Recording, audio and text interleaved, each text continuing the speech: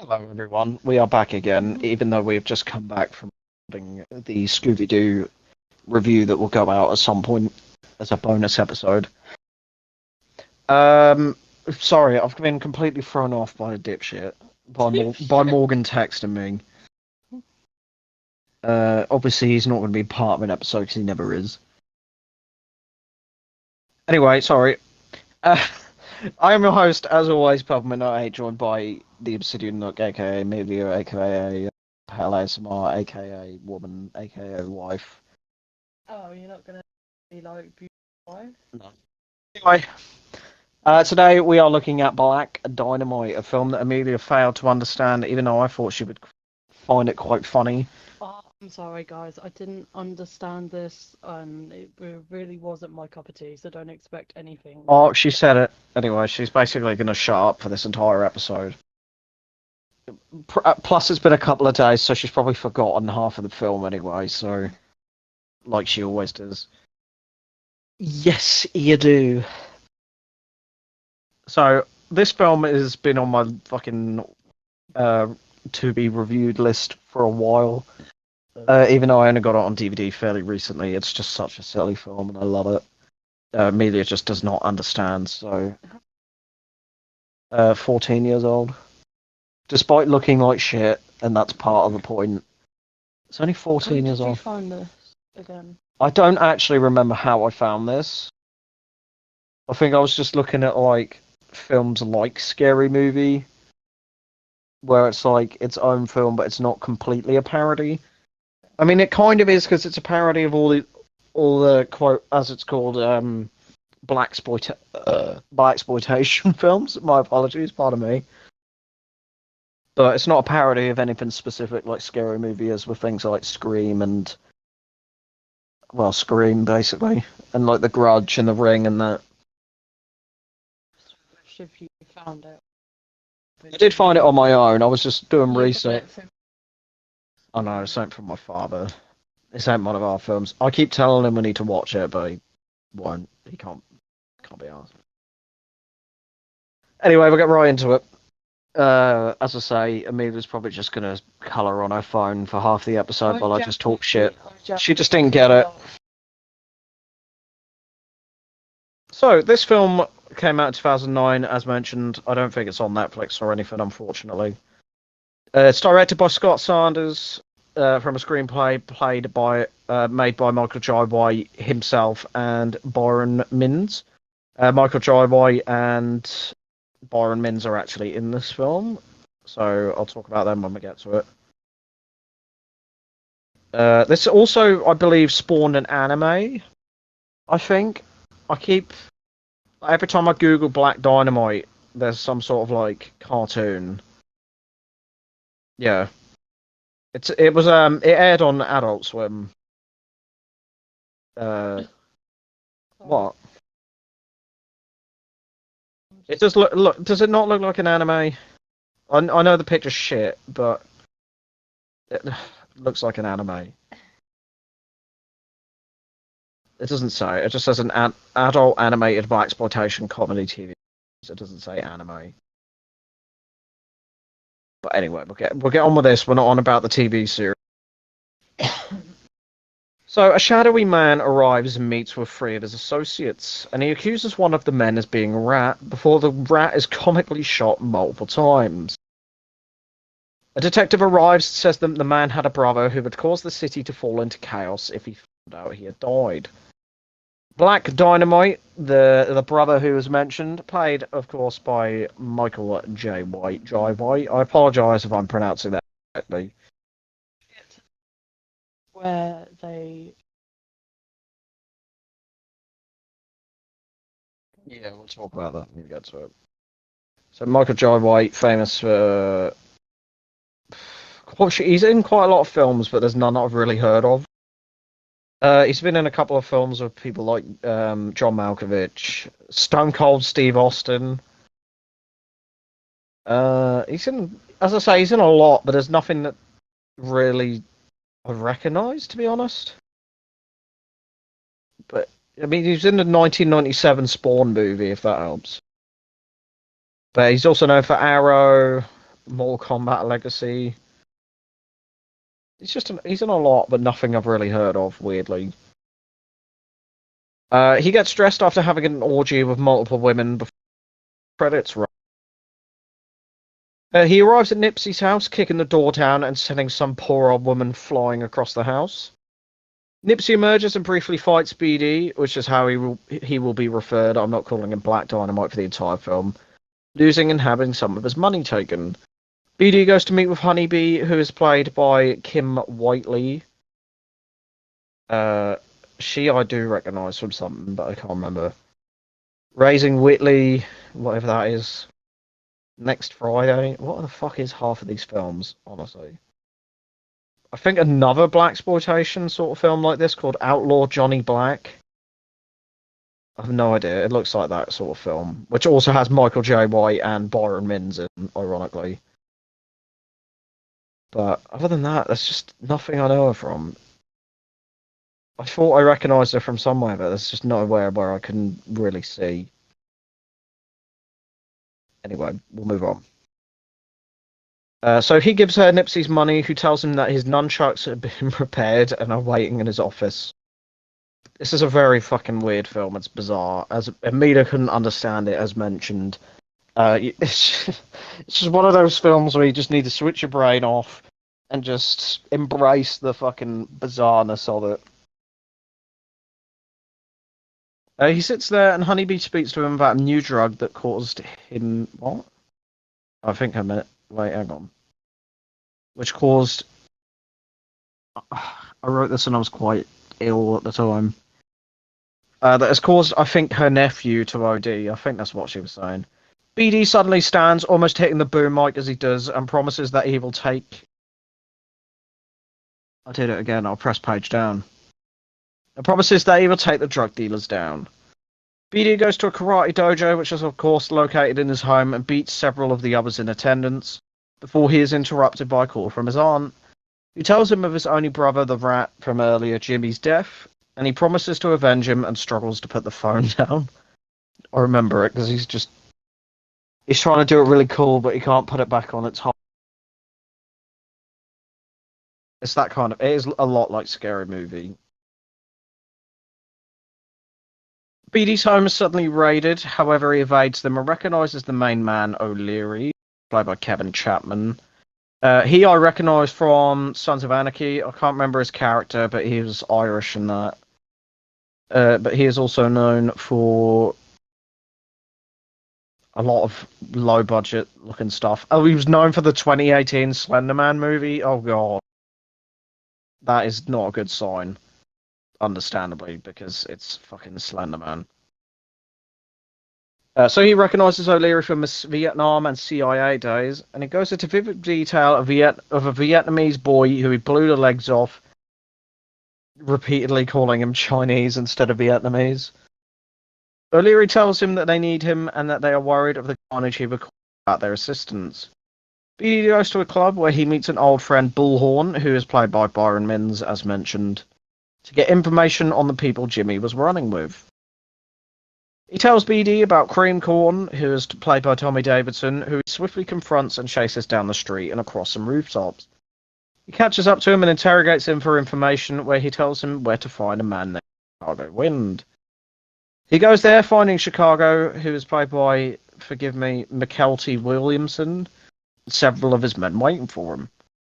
Chicago refuses to answer his questions and threatens him, and BD begins to leave, but locks the gate and proceeds to use his kung fu and nunchucks to overpower the men until one holds him at gunpoint, allowing Chicago to flee. It's just very weird. There's a lot of running around the film. Bullhorn arrives and fights the gunman, which allows BD to chase after Chicago. And he and Chicago enter a very fake car chase, which ends with Chicago's car suddenly exploding and driving off of a cliff, which kills him. Is this the bit where you wanted me to mention it, or is it the one where it gets reused later on? Well, it gets reused, but it's realistic still. Yeah, his car just goes off the cliff and it just explodes for no reason. At community centre, Gloria, who is played by Sally Richardson, loses an election to a congressman. BD is there, and after talking to her, he follows three of the men from the center and demands to speak to the man in charge, Saheed. Saheed, played by Phil Morris, informs him about the bullet case found at the crime scene, and BD goes to confront O'Leary, who tells him that Jimmy was working with him. O'Leary once more asks him to come on board, which he accepts. Raffelli, who is the big drug lord in charge of it, played by Mike Starr, orders a hit on BD, survive it, by shooting the two armed men who arrive in his home, but a third man manages to escape. BD, having been shot, is in hospital where he almost seduces a nurse before a doctor interrupts him. Leaving the waiting room, he finds Gloria rushing a boy in who has OD'd on the mysterious drug, and Gloria accuses him of only wanting to help with something that was in it for him, however he persuades her otherwise. Gloria goes with BD downtown, passing a billboard with an ad for a malt liquor brand, which has supposedly been introduced to the orphanage Gloria works in. And they go there, where several kids are drug addicts, and one mistakes BD for a drug dealer. BD gives Gloria a ride to a restaurant where a mascot armed with a gun, a pancake mascot.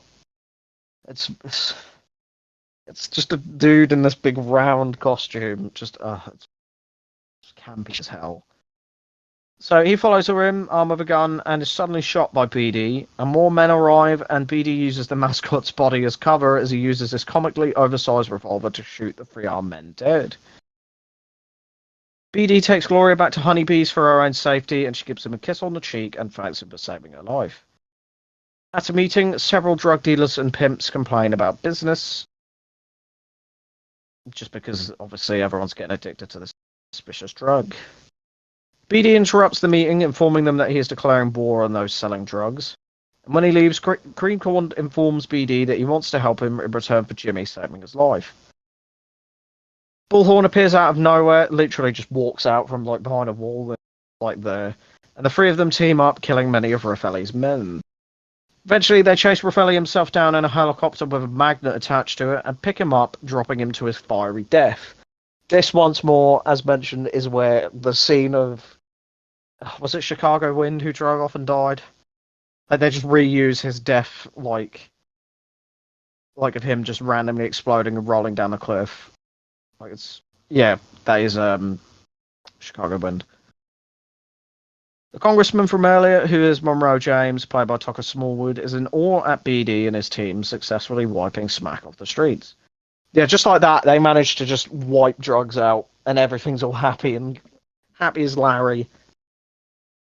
BD and Gloria walk together through the happiest suburbs and go on a date with one another, and eventually they end up at BD's house where BD seduces Gloria, where shortly after a phone call wakes him up from Bullhorn.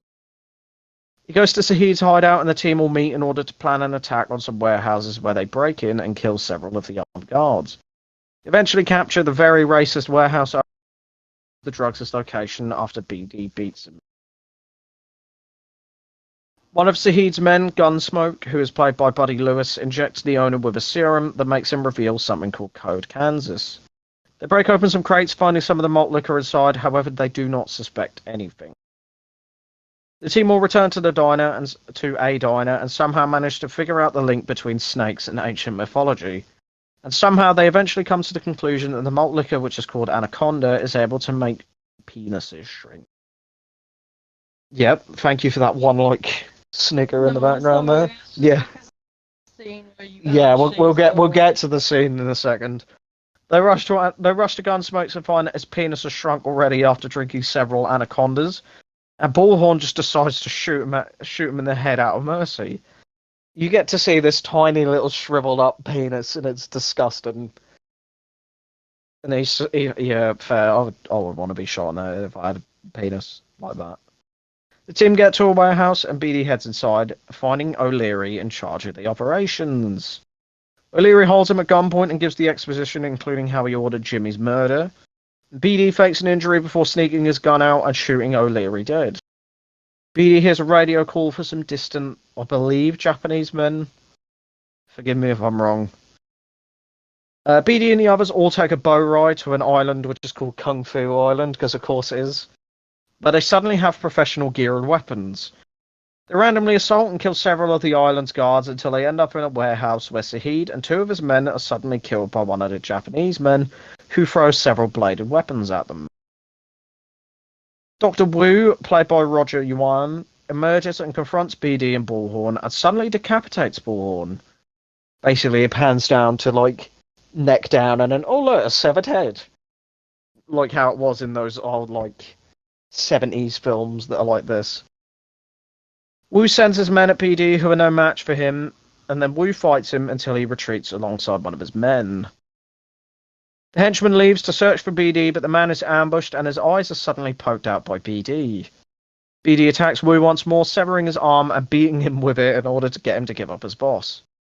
Wu gives in, explaining it's the government's fault before BD sets his head on fire.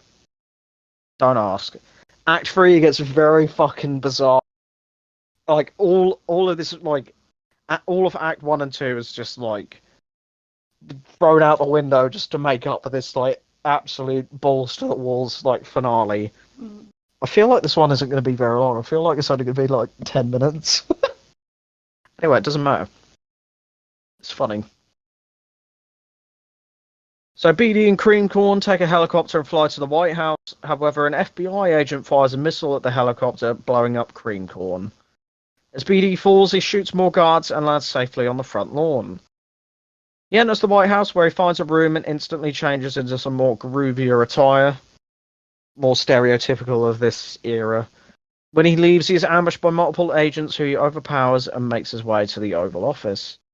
Inside, of course, he manages to find Richard Nixon, played by James McManus, waiting for him, and the two of them engage in a nunchuck duel.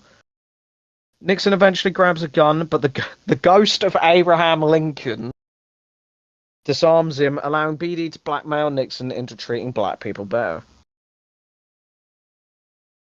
As BD gives a heroic speech, Gloria runs in and reunites with him as the movie comes to a close. And that is Black Dynamite in, as mentioned, probably going to be the shortest review that we've done so far. What are your thoughts, babe? Considering... Oh, I'm really sorry, but I really didn't get it. I really struggled. As mentioned, you have to turn your brain off and just process this, like, balls to the walls. I think most sitting there like, I don't... You were lost for words. Yeah, that's fair enough. At least you watched this, unlike Renfield. There. You were just there for that. You gave a few of your thoughts, but overall you didn't watch most of the film. So yeah, as mentioned, I definitely really enjoyed this film. It's one of those silly films where you can just have a laugh at it and just embrace the campy side of it. There's a lot of cliches, but of course that's part of the appeal of it, is that obviously it's meant to imitate those films of like the 70s and the 80s. But of course, those films had some interesting production choices. But yeah, that was Black Dynamite. I apologise if this one is a bit shorter. It's really hot in here because for some reason it's September, and I'll give you the exact temperature of where we are right if you want. It is currently 28 degrees. Smitten is causing carnage, so I will wrap this up very quickly so I can get him down. Yeah, great film. Very much enjoyed it. As always, it's one of my personal favourites of campy films that you can just have a laugh with. I, of course, have been your host, Purple Midnight 8, joined by the wife, Amelia, the Obsidian Nook Pet ASMR. You can find her link in the link tree down below. Oh god, he is causing so much carnage. We'll be back with Amelia's film later this week. Sorry I'm wrapping this up so quickly. I'm terrified. Love you, bye.